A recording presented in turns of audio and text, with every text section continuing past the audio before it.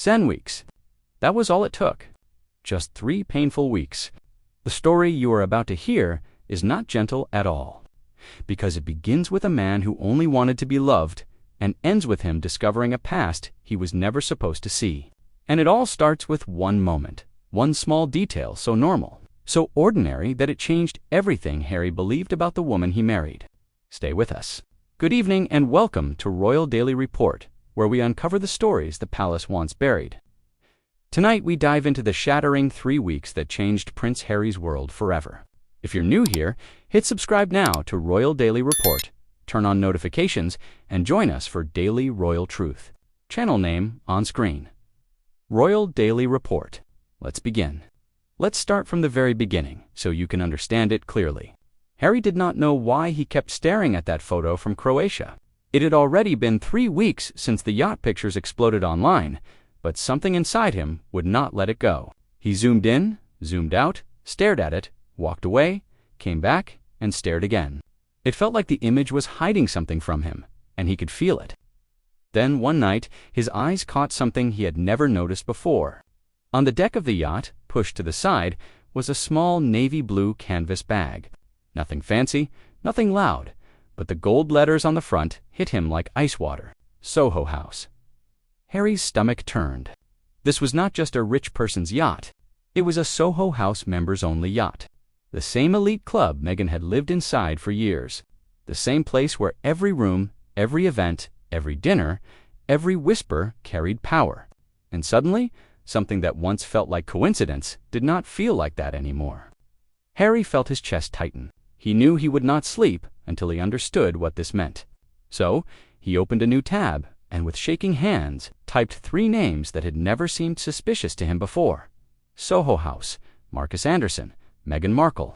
The search results loaded and Harry's blood went cold. Harry had always thought Marcus Anderson was just Meghan's quirky friend from Toronto, a friendly, stylish guy who loved social scenes. But what he found did not match the man he thought he knew. Marcus was not just part of the scene. He was the scene. Old society blogs, deleted interviews, archived magazines hidden behind broken links. Secret pages Harry had to dig for, they all said the same thing. Marcus was not just a consultant. He was an access broker. He connected ambitious, attractive women with powerful, wealthy men. He introduced actresses to producers, models to investors, newcomers to established elites. One description called him the man who makes sure the right people meet. Every article showed the same image. Marcus did not attend parties. He built them.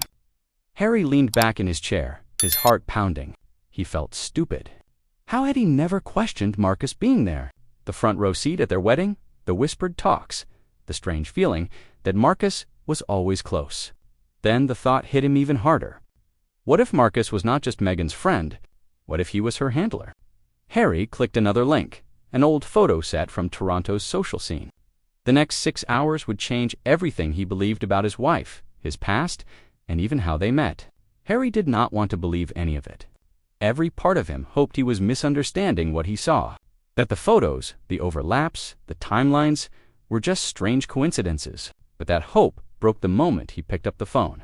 Late at night, when the house was quiet and Meghan was asleep, Harry called someone he had not spoken to in years, a former Soho House member from his London party days.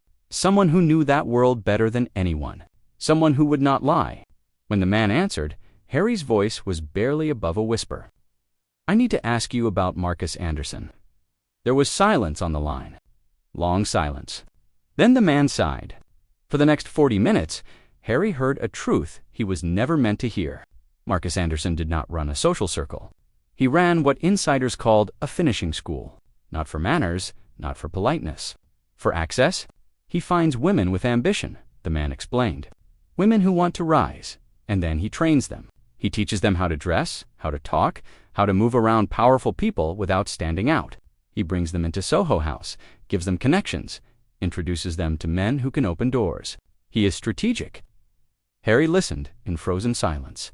Marcus is not just connected, the man continued. He has access to calendars, guest lists, private event schedules.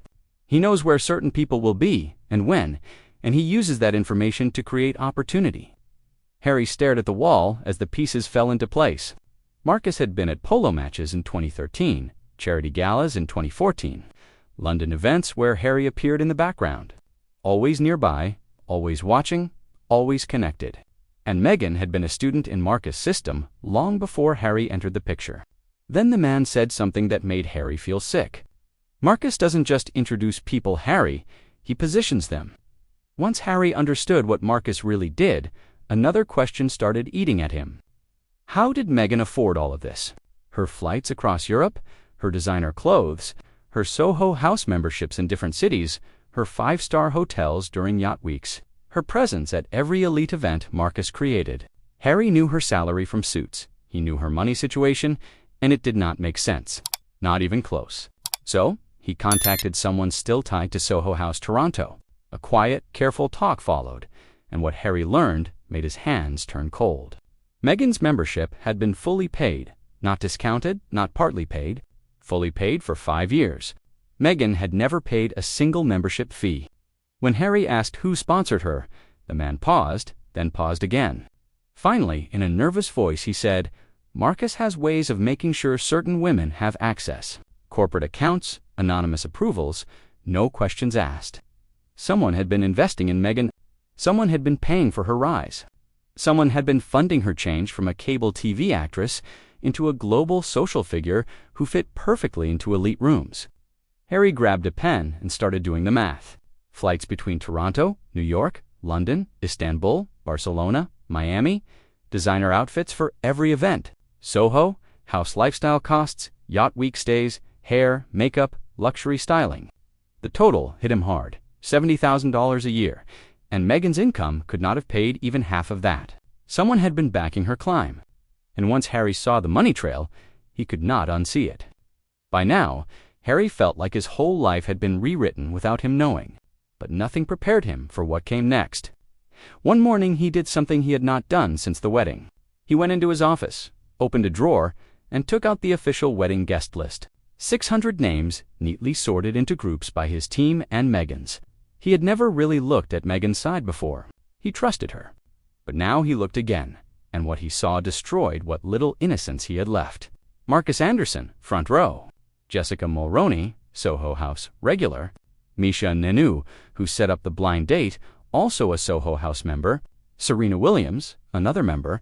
Executives, regulars, people photographed with Meghan at Soho House events years before Harry existed in her story. Harry picked up a highlighter. Then another, then another. Out of 200 guests on Meghan's side, more than 60 were directly connected to Soho House. These were not childhood friends, not co-workers, not Hollywood peers. They were her network, the people who watched her climb through the system Marcus built. Then Harry saw a photo from the reception. Marcus standing with 4 Soho House executives, all holding champagne, all smiling like people who had finished a job. Harry realized something he wished he never had. His wedding was not just about love. It was a meeting, a gathering of the network that built her, the network that delivered her to him. Harry stopped sleeping. He barely ate. His days were filled with searching, checking, cross-checking, and trying to breathe through the panic that now lived in his chest. But there was one thing he still had not touched, something he had avoided for years. His voicemail archive, a memory he had buried, suddenly came back. William had left him messages before the engagement. Harry had never listened. His hands shook as he scrolled through years of recordings. Then he saw it. November 2017, a voicemail he remembered, ignoring in anger. He pressed play. William's voice filled the room. Calm, serious, almost pleading. "Harry, you need to listen to me. Palace security ran background checks. Meghan has been part of the Soho House crowd for years. Marcus Anderson's reputation is well known. He positions women. She has been photographed with men from your world since 2014. This is not random. Please look into this before you propose." Harry froze. He played it again. Then again. His brother was not jealous. He was not trying to control him. He was not judging Meghan. He had information. Harry found 2 more messages. In one, William said, security found Meghan at events linked to Harry's charity donors. In another, he warned again that Marcus had deep ties to Harry's circle. Harry had deleted them without listening, blinded by love, convinced everyone wanted to ruin his happiness. But William was not trying to hurt him. He was trying to save him. and Harry had shut him out. That realization broke something inside him. Harry now lies awake most nights, staring at the ceiling, replaying the last 10 years. Every smile, every coincidence, every introduction, every moment that felt lucky. Was any of it real? Or was he just the final piece of a long, carefully planned puzzle? The truth he once refused now speaks to him in the dark. Meghan did not fall into his world. She climbed into it step by step, hand in hand with Marcus Anderson, funded, guided, positioned. And Harry, the boy who spent his life hoping someone would choose him for who he was, finally understood the truth. This has been Royal Daily Report, bringing you the truth behind the palace walls. What do you think was Harry's meeting with Meghan fate, or something more calculated? Drop your thoughts in the comments below. If this investigation opened your eyes, hit that like button right now and subscribe to Royal Daily Report for more exclusive royal news and investigations. Share this video with anyone who needs to know the real story. Turn on notifications so you're first for every update. Thanks for watching. Stay informed, stay connected. Royal Daily Report, signing off. See you next time.